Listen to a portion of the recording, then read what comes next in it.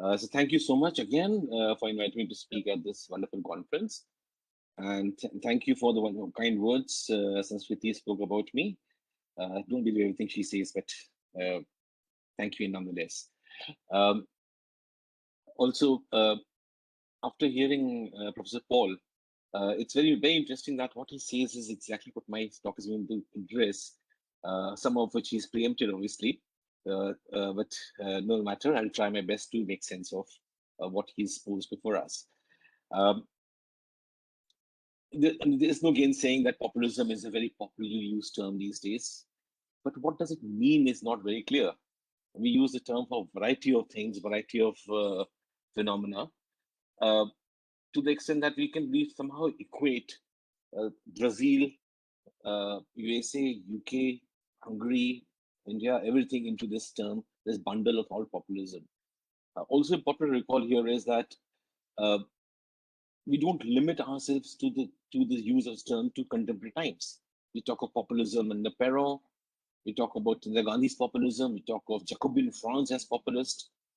My problem is that this kind of loose usage of term populism takes away from analytical usage of this term. It doesn't kind of give us any exactitude what you're talking about. That is one thing I'll address as we go along. Um, we should also recall that even contemporary times, when we talk of the populism, we are using this term to address a variety of phenomena. And some of them listed on the slide, I'll read them out for you. Economic profligacy of public authorities is populism. So is conventional politics. So is sons of soil premises for political articulation to claim a community, a nationhood, whatever. Uh, Occupy movements in the world today have also been addressed as being populist. Uh,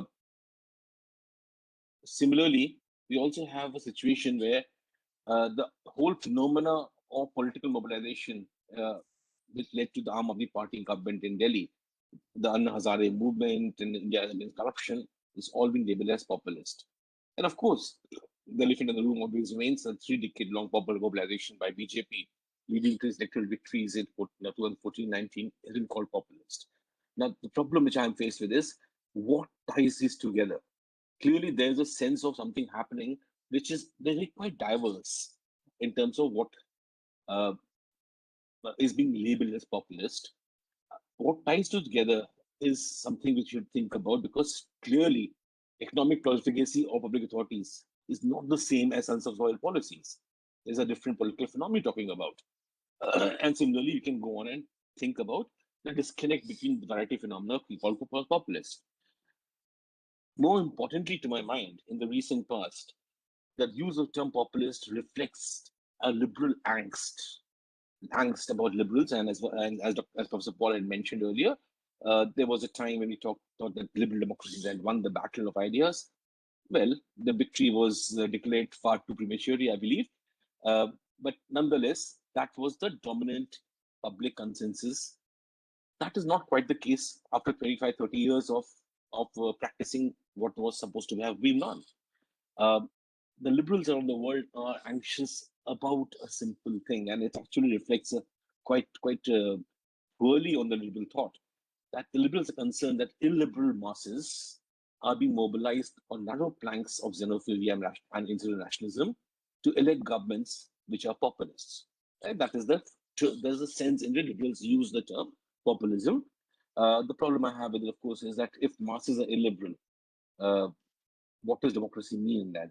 If masses are to be labeled as illiberal and therefore not knowing what they're talking about. I might, as a side, I might point out, liberals today sound like conservatives when they make this argument, but that's the way it's been made, mostly in North America and Western Europe, but not.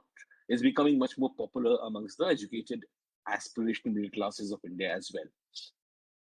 Uh, that is one sense it is being used. Of course, the other sense it is being used, which is more important to my mind, is the rising technocratic control of governance processes around the world, in which vast swaths of decision making, and it was Singapore was mentioned by Professor Paul. That's one example we can think of, where vast swaths of decision making, especially in the economic realm, is insulated from democratic accountability. That is another feature of the contemporary populist ideas, where you find so much impatience with democratic processes. Even I'm sure all of us know people in our family and friend circle who are so impatient with processes of democracy, and they would rather that decide, get on with it, right? That is another form of populism talking about. So if you notice, I'm talking of inverting the circle in a sense and saying that populism is not about this poor, unwashed masses electing illiberal leaderships. It's actually vested in the privileged people who think that the unwashed masses should not be allowed to do certain things. And to the extent we are allowed to do those things, is perfectly fine. Right? Now, that notion of populism is embedded in the contemporary usage quite deeply, and that defines a lot of political space in today's world. I can dwell on that more, but since time is always going to be short, I'll move on, and I'm happy to take questions on that if there are any, or any aspect of what we talk. Obviously, I'm happy to take questions, but this is something I'll leave at for a moment and move on because I'm sure Professor Paul will soon wrap your knuckles saying, "Shut up now." Anyway, moving on. In this background, I'm postulating three things. First is that the meaning and implication of the term populism cannot be derived from any other source except political practice um, and visible political phenomena. The meaning to the term populism is to be imparted through the actual political practice and not a conceptual theory itself, which can be applied to various societies. Also, I'm postulating populism is not the converse of liberalism, and I'll explain what I mean by that in a moment or two. But I'm not saying that. What I'm saying is that oftentimes it's construed that populism is the converse of liberalism. It's a liberalism receding, and therefore populism is gaining ground. I'm contesting that to say no, it is not that. Contrary-wise, the rise of populism is deeply connected to theory and practice of liberalism. And therefore, I will talk of three threads as quickly as I possibly can. That crisis of liberal theory needs a much more concrete meaning for deeper inquiry, including its relationship to a particular brand of contemporary liberalism, what we call neoliberalism. That is in the root of the emergence of this phenomena, and I'll explain how I make that argument. And of course, I'll use some Indian examples to substantiate that argument that populism arises because of a deep-rooted crisis in liberal theory and not as a replacement of liberal theory. And of course, I will therefore also bring up a something which liberal theory has always been uncomfortable with. What about social diversity? How to reconcile with that? And since liberal theory, to my mind, has always had a very, very troubled relationship with the idea of social diversity. That is one issue which creates a possibility of talking of a peculiar phenomena, which I have called an illiberal democracy. Given what I had spoke at as an introductory background, um, the nature of populism as understanding populism under crisis liberal script, I would formulate as following. Liberalism is not merely a framework of organizing the political system while prioritizing individual rights and liberty of equality of citizens. Liberalism, that of course is well known. The electoral part of the liberal script is well known. That you have elections to organize the political system according to those tenets of rights, liberty, and equality. What is more important to my mind in liberalism is that liberalism is also a set of promissory notes, which is, and these promissory notes are a result of a complexly negotiated social contract, which differs from society to society. So, what liberalism means in a particular country is different from what means to other country, but it is about this promissory notes, the promises which liberalism makes to work towards a particular kind of equitable uh, society based on liberty, equality, and rights of citizenship. Now, that is what more important. The promissory note is more important. However, in actual fact, liberalism has a record of being a script full of broken promises. The promises have been belied and unfulfilled. This is especially true in contemporary conditions of finance capital, in which most democratic concerns, some things like increased participation, better deliberative processes, proportional equality of all sections, and many other such expectations, legitimate expectations, which liberal script puts forth as its mainstay, have been belied. Populism is speaking to these belied expectations of liberal script, right? By the trope of constructing a idea of a homogeneous popular will, And this homogeneous popular will in the populist tropes has no opposition. It is without any opposition, which it cannot accept any opposition to itself. The objective of this construction of homogeneous popular will is not to overturn what liberals stood for. If you notice, all over the world, populists promise to deliver exactly those things which have been belied promises of liberal script, right? Equality. Now, what equality means is a different matter, right? Better security, better fulfillment of economic aspirations, and so on and so forth.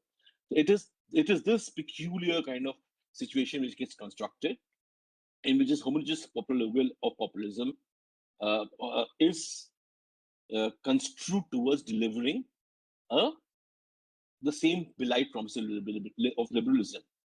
It's a different matter that the actual impacts of this kind of formulations is very different and far-reaching. Institutional ossification, there is no alternative to violence capital, rising social political expectations in the face of rising inequality. All those things we know very well.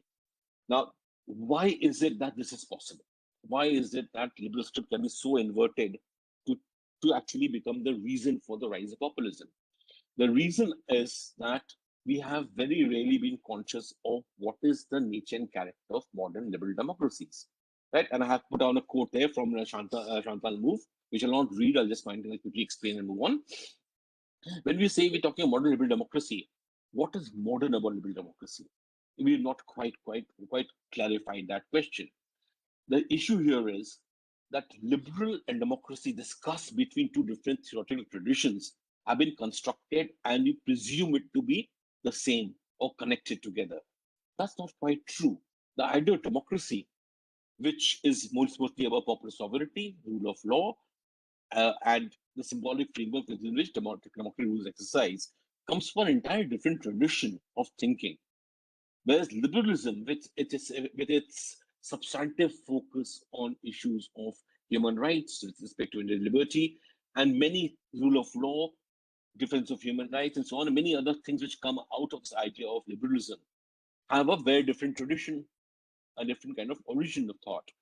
Now, this merger or the cusp between liberalism and democracy, which we presume to be there all the time, is actually a historically contingent phenomenon, which has come out of a large series of struggles, mostly on the Atlantic seaboard, but some other parts of the world as well. This connection, which we presume, is this whole the operation of democracy through the tropes of liberalism, through the promissory note of liberalism, is what makes democracy modern. Otherwise, democracy in its peculiar forms exists since at least the Magna Carta, which is basically some kind of popular will being respected in organizing government. But that is not what we call modern democracies to mean. In modern democracy, this kind of merger is presumed, and is exactly this merger which gets unbundled in the practice in a political practice, which provides populism its main fodder. If you notice, most populist articulations focus very closely on the idea of democracy, not liberalism. Because liberalism, which makes democracy modern, is something which is ignored, which is exactly the point which populists want to push through. So when you hear your friends and family talking about elected forms of government, there's so much emphasis on elections. What is the content of elections? What is the practice of elections? What is the substantive foundation of elections? That's not talked about at all, because election becomes the important concern, and election actually can lead to illiberal forms as well. Now, it is this tension between liberalism and democracy which the liberal theory has not been able to resolve. And I'll provide examples of that in a bit, but please quickly run through this. This tension, some would argue, has been consciously ignored. This tension, the presumed cusp between democracy and liberalism has been irresolvable or has been not been resolved. And I would hazard to argue that there has been little will among liberal theory or liberal institutions to resolve that tension, especially in the conditions of contemporary finance capital. This leads to a phenomenon which is called democratic deficit in liberal theory, but this doesn't quite capture the this idea of democratic deficit doesn't quite capture uh, uh, the disconnect which has emerged in political practice. Liberal script's emphasis on questioning equality and public sovereignty is often seen to be irrelevant to mechanics of democracy. The mechanics of democracy can go ahead. The substantive content equality and proper sovereignty is not important. It is not incidental or accidental that the phrases called individual liberty and rule of law are also the favorite recommendatory uh, tenets of neoliberalism. There's a reason why these become so important in the thinking on neoliberalism. Closely related to this inability to reconcile the claims of social community with the quotes of with the tropes of modern liberal democracy are questions of failures and belied promissory notes of liberal democracy in reconciling social distinctiveness. The stress on liberty has led to this this myth which liberal state has been able to practice for the last 60, 70, 80 years of ethnocultural neutrality. Now, this inability of the liberal state to speak to the additional basis of formal sovereignty, whose mechanics are inevitably rooted in the collective, is the reason why liberal script creates the foundations, creates the grounds for the emergence of the populist tropes.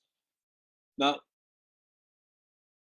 there was a time for, say, 4 or 5, 6 decades after the Second World War, when reconciliation of these two threads was tried. I'm not claiming this was successful, but there was certainly effort towards the realization of those reconciliation. And I'm thinking of Keynesian economics. I'm thinking of situations where individual liberty, rule of law, rights of equity, equality, representation, proper sovereignty. These were there's work happening towards that. Now, this idea that the liberal state can work towards expansion of substantive liberal democracy is something which has been internalized by a large section of the population as a legitimate due. This acceptance of the promissory notes of liberalism is also helped along by the fact that actual gains were made towards socioeconomic equality in this period, and for 4 or 5 decades after the Second World War. Re-entrenching the tropes of liberal democracy and promissory notes embossed in the liberal script in quite some detail. Politics and policy was guided in good measure by promissory notes of equality, public sovereignty, and democracy, which was in turn to lead to individual liberty, rights, and rule of law. That kind of argument was very much framing public policy and liberal states around the world. This was internalized by body politics, including India, and that creates the reason for the counter-revolution, which was very not very far away. Counter-revolution against this idea of using public policy to create substantive equality for the purpose of realizing a more equitable, liberal, and democratic social order was never far away. It started very quickly. I'm thinking of moderation theory and its critiques, of course. We have a lot of problem moderation theory, but moderation theory was both responsible for both creating the possibility of promissory note being embedded in the polity, as well as creating grounds for its subversion.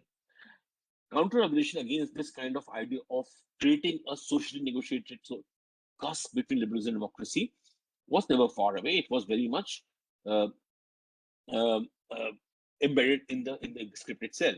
It started first in the guise of questioning effectiveness of implementation of the model. By 1970s, it was already being questioned. The model itself was being questioned. Right. This was reflected. Or this reflected the tension embedded in liberal script we talked about a few moments ago, and also led to the veritable collapse of the Keynesian state and the emergence of new liberal order.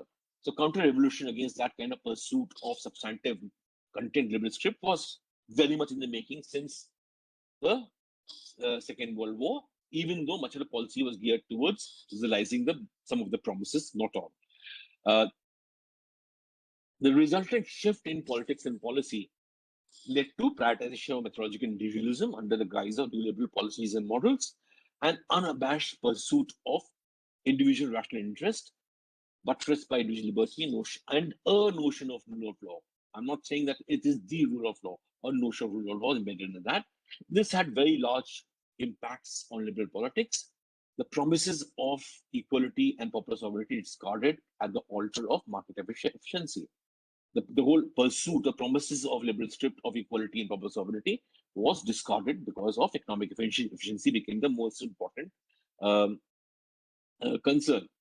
Uh, and that laid the grounds for even more substantive belying of the promises of the liberal script, right? It had very large impacts on mechanisms of socioeconomic equality, some of you may be familiar with in India as well.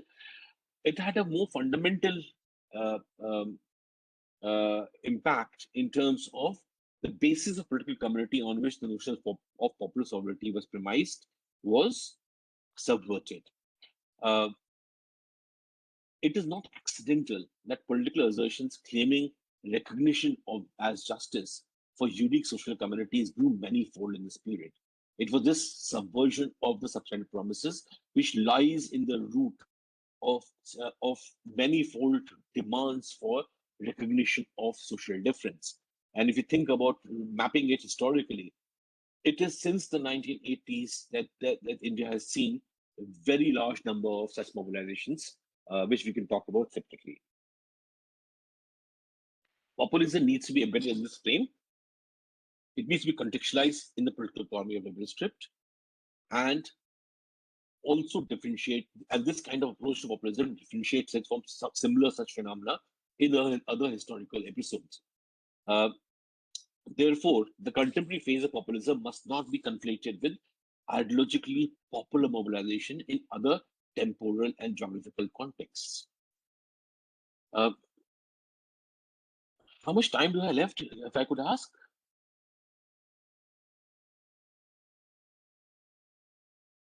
I neglected to keep a watch on my clock. 10 to 15 minutes, sir. We can 10 minutes, okay. Yeah. I'll try and be as short as possible. Okay. Let's forget this business about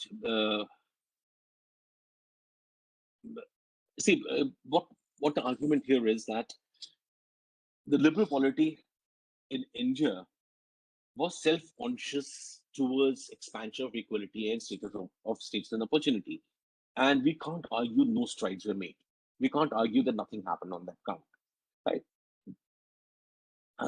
The basic departure uh, uh, from the Constituent Assembly itself in terms of universal franchise was a big departure happening towards this kind of expansion of equality of opportunity and status. Uh, the problem was a little different. The problem was that it was thought that with the acceptance of liberal franchise, all that remained was socioeconomic equality, right? And therefore, economic growth with the redistribution becomes the major mantra since independence and continues to be in various forms and guises.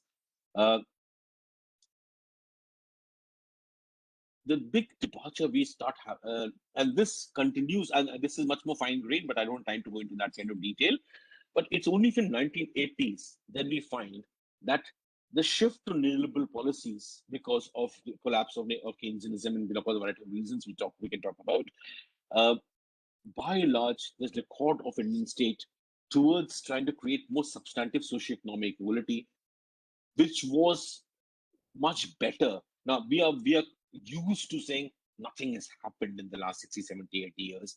Government was not doing very much. But if you look at the record and data, there were very large strides made towards socioeconomic equality between 1945 and say 1975, roughly. Uh, the problem was much larger than what we can comprehend today, and there's no data of such which indicates very much was not done. Very large things were not done. It is a shift to neoliberalism since which most of the record, and there's a very large critical literature on this, since the 1980s, the effort towards realization of promissory notes of equality and liberty has been by and large been negative. There's very little data to support that anything has been very positive. We can, of course, slice in a variety of ways, and then income has gone up for some section of the population, but exactly what was predicted in the early 1980s, that with the shift to liberalism, there'll be much more consumption by some, the upper strata of the population, leading to very little investable surplus left for the rest of the population.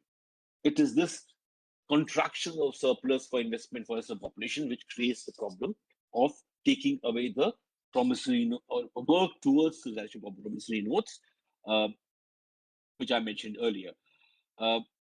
One can marshal a lot of data for this, but since time is short, I will not go into that too much, except to show you three kind of things. First is we look at the whole question of Gini coefficient, which measures an inequality. Right? There's a small chart there, and if you notice that since 1984-85, Gini coefficient is constantly climbing. Right? It is basically saying inequalities have been going up quite substantially. But if you unbundle that inequality across urban and rural, you find that rural inequality has risen far more sharply than urban. In rural areas, the story is all bad. There's very little good to talk about in rural areas, no matter what spin we give to that particular data set. Overall picture of economic equality is very, very sharp. And this also leads to the argument, which Swaminathan and Rahul have documented, that in most of the villages, or at the large majority of poor villages in the country, the actual change in income levels is negative since the 1984-85 breakpoint, which is being shown in this chart. Now, this correlates also with the question about whether the state is unwilling or unable to look after these rising inequalities. Again, agriculture-wise, there's nothing very, very positive to talk about. Agriculture has just been about stable in this country. If you do not include the corporatized agriculture, which of course is a different story altogether. Much of the agriculture sector is about farmer suicides, contract farming, debt bondage, and so on and so forth. Credit availability is poor. Migration in urban areas has gone up quite substantially. The sufficiency of policy support to agriculture is non-existent, more or less. In non-agriculture sector, it's so one argument is made is that this migration to urban areas is perfectly fine because agriculture is overburdened. So people going to urban areas will earn better jobs and so on, better incomes. Not true again. Again, the data says that the non-agriculture employment in the country has also been marked by informalization and casualization of employment. Besides, the quality of employment has been declining since 1980s. Even UNCTAD data says that the surplus of economic production which is going to labor has fallen from 65% to 54% between 1980 to 2011. So no matter how we dress up the data, the substantive data sets seem to be indicating that there's a poor performance kind of situation emerging, with the result a new word term has been coined in the literature, the new precariat, referring to people working short-term jobs without recourse to stable employment or careers or reliable social protection or protective regulations. This kind of what is called loosely in contemporary terms, the gig economy becomes important. And gig economy, of course, is a gig economy which is not of any kind of social support built into it. In this kind of economic, and I've given a very, very short snapshot of this, one can talk about it in quite some detail about how this has all been negative since 1980. The basic point trying to stress here is it is this kind of belied promises which is expressed in the economic sector, which lays the foundation for dissatisfaction among masses with the liberal script, not that the liberal script. It is not a rejection of liberal script. It is actually they're relying on the same promises which are supposed to be made by the liberal state, the liberal democratic state. One more nugget just to kind of complete the story. Health and education. Education is more complex because state-wise it differs. Some states, yep, saying something? No, sir. Please go ahead, Okay. sir. Yeah, sorry. I thought somebody was saying something. Sorry about that. So the education is more complex because education state-wide it differs. Where have it jumped to? Sorry, give me a moment. Yeah. By and large, it is, however, negative education as well, for the simple reason that there's enough studies to show that levels of education are positively correlated with poverty reduction, GDP growth, elasticity of poverty, growth rates, and reduction in education inequality for education opportunities to prosper. If, on the one hand, education economic opportunities are declining, contracting, and creating much more stress, there is no reason to believe that opportunities for education has improved. By and large, it is a negative correlation which emerges there. The same thing applies to health, which has been marked by underfunding, weak public sector coexisting with an aggressively growing private sector, user fees, public-private partnership, decentralization of health service system, commercialization of health service is the standard kind of story here. Again, there is data to explain, defend everything I'm talking about, but I'll quickly move on to make the simple point I'm making here, which is that all social sector aspirations which were embedded in the liberal script have also been belied. There's no reason to believe that any of this is working for most of our fellow citizens. Now, this hiatus between individual rights of liberal theory and practice was, sorry, before going there, I want to say two more things here. If liberal theory was supposed to be promising increased participative equality, increased socioeconomic equality, and better forms of delivery of goods and services, the record since 1980s has been very poor. And if you were to compare the record since 1945, 1980s, and 1980s to 2011 or 2021, you'll find that the curve of inequality is much sharper since 1980s than it was between 1945 and 1980s. So the promises of socioeconomic equality, which were embedded in liberal script, have more or less been belied. Right? That is not happening. And I am arguing that the people are not rejecting the liberal script. They're demanding the fulfillment of the promise of liberal script on this count. Now, moving to the second part of the story, which is that liberal script was also about equality of all sections of population, especially minority claims. Right? Much of the liberal state has been informed by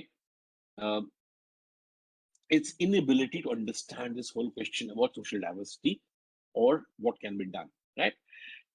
Collectively, the tension which I talked about earlier expresses itself in three major articulations: that legitimate claims of social difference have been conflated into economistic reading or ignored. Simply put, when the social difference claims are being made, liberal state by and large responds and saying, we understand you're poor. People keep saying that we are different. The response of the state remains, you're poor, and so take more money. Now, this reduction of recognition of social difference into this whole question of poverty or economic reading is one of the major standard responses of the liberal state, not only in India, world over, but of course there's a variety in that across the world. The belied promise of equality embedded in the liberal script conflates this claim into the economistic reading. The point I'm stressing here is that on the one hand, you say, no, you're not different, you're poor. And then your ability to be able to do something of poverty is on the negative scale. So what are you trying to do in terms of group claims? Now, this laid the foundation for carving out a political space for populist mobilizations. The hope which liberals had that human rights would encompass this whole question of social diversity was missing. That has not really been part of liberal script. And that is the one big weakness of liberal script, which we have not been able to reconcile to understand social diversity as a foundation of the community on which the whole idea of liberal democracy is premised. Alternative forms, perhaps original forms of political solidarities have emerged to seek social justice, which was the original promise of liberal script, right? They're not asking something different. They're saying, fulfill what your promises were. And in this struggle with alternative forms of political solidarities, asking for social justice and equality, it's very often liberal script splits that into claims for redistribution or recognition.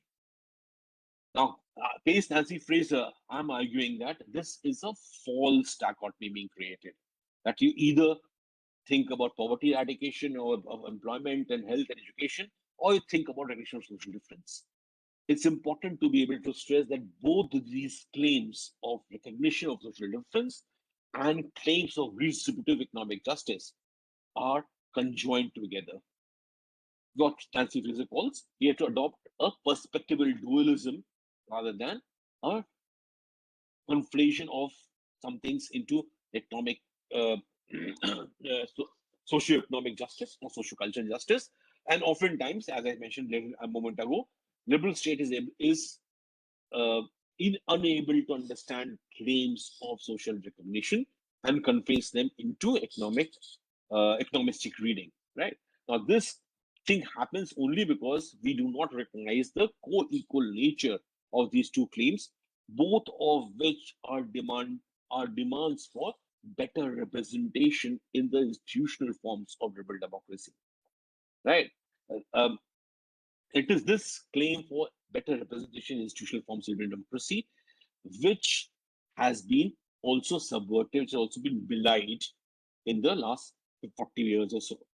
The inability of liberal theory to create adequate mechanism to address this hiatus is another third reason why populism finds it's so easy to find roots in some of these belied promises of liberal script.